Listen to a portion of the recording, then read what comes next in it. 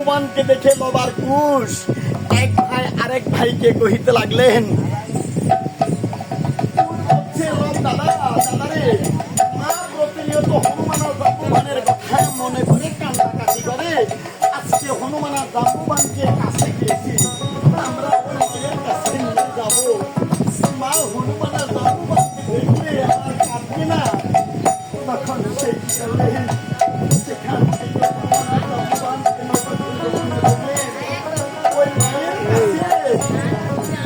তখন দর্শন দিলেন।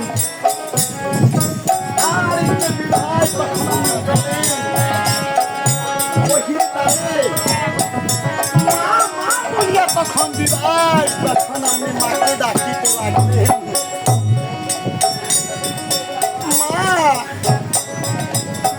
মা গো মা বলে যখন দুই ভাই ডাকিতে লাগলেন, আর এদিকে মায়ের কর্ণেতে দুই ভাইয়ের কান্নার শব্দ গেলেন। তখন সীতা দেবী কি বললেন, পুত্রের কান্নার কণ্ঠস্বর দেখে মাই তখন এগিয়ে গেলেন। দেখি ওরে বালক, তোদের এই অবস্থা কেন বাবা?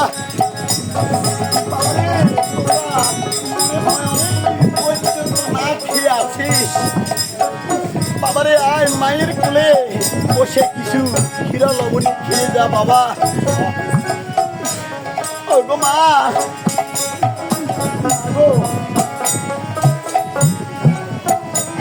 তোমার বসে ক্ষীরা লবণী খাবো মা। দেখো মা, তোমার কাছে এনেছি। কোথায়? এদিকে আসো হনুমান, এদিকে আসো।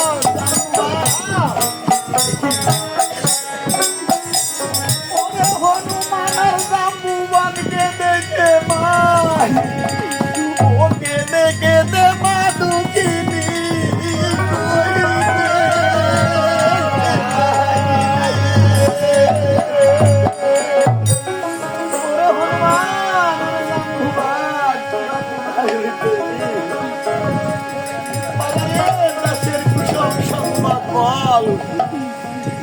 ওরে হনুমান জাম্বুবান, কেমন সুখে আছে আমার রাম রঘুবর, কেমন সুখে আছে আমার দেবর তিনজন, কেমন সুখে আছে আমার বন্ধুর লোকজন।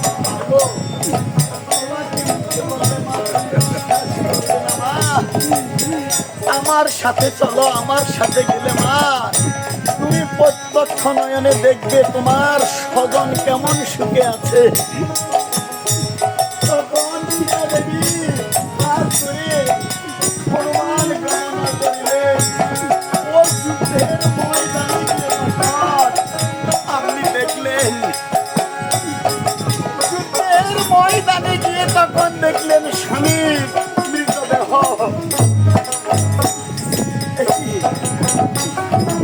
আমার স্বামীর মৃতদেহ এইখানে পড়ে আছে, এইখানে পড়ে আছে আমার স্বামীর মৃতদেহ। তুমি কোথায় চলে গেলে?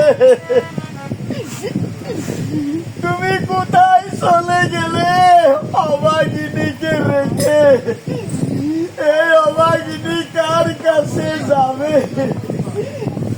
তুমি যে চলে গেলে অভাগিনী কার কাছে যাবে?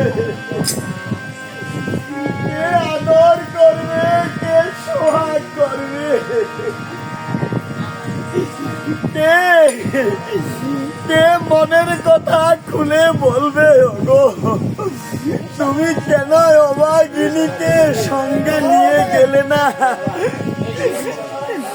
অভাগিনীকে হয় কালো রাত্রি, ওরে কালো রাত্রে নারী পুরুষ না থাকে সম্পত্তি।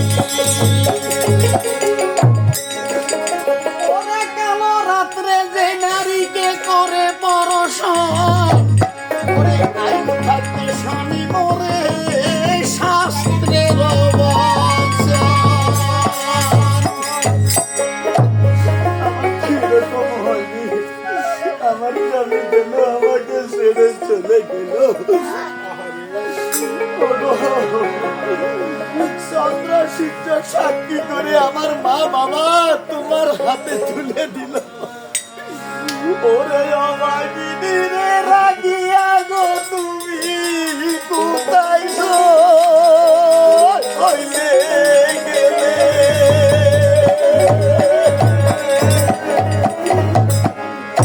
কারো কাছে দুঃখের কথা বলবো গো, ওরে কে আমাকে ওরে দুঃখের কথা শুনাইলে। ওই আজকে তুমি চলে গেলে যাব না আরো কাছে।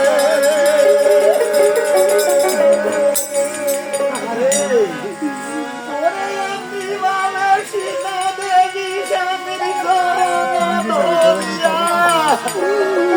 ওরে কাঁদিতে লাগিল গো লক্ষ্মী, ওরে পাগলি হইয়া।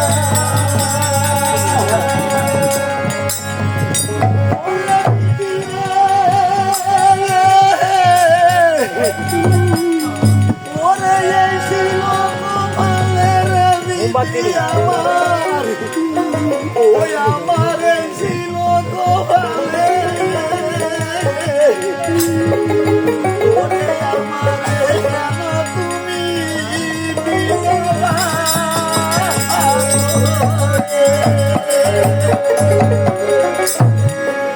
আর এমনিভাবে ওই সীতা দেবী কাঁদিতে লাগিলেন। আর হনুমান আর জাম্বুবানকে বললেন, ওরে হনুমান, ওরে জাম্বুবান, তোমরা এই বনের শুকনো কাষ্ঠ দিয়ে একটি সীতা তৈরি করে দাও। ওই সীতাতে আগুন দাও। আমার স্বামী যেই পথে চলে গেছে আমি সেই পথে চলে যাব। হনুমান আর জাম্বুবান ওই বনের শুকনো কাষ্ঠ দিয়া সীতা তৈরি করলেন। ওই সীতাতে আগুন দিলেন, ধাউ ধাউ করে আগুন গগন মন্ডল জ্বলিতে লাগলেন। আর অন্তর্যামী বাল্মীকি ঠাকুর তখন অন্তরে জানিলেন। অন্তরে জানিয়া বাল্মীকি ঠাকুর তাড়াতাড়ি এসে সীতার সম্মুখে দাঁড়াইলেন। লক্ষ্মী শুনে দে মান, আত্মহত্যা করো না কখন।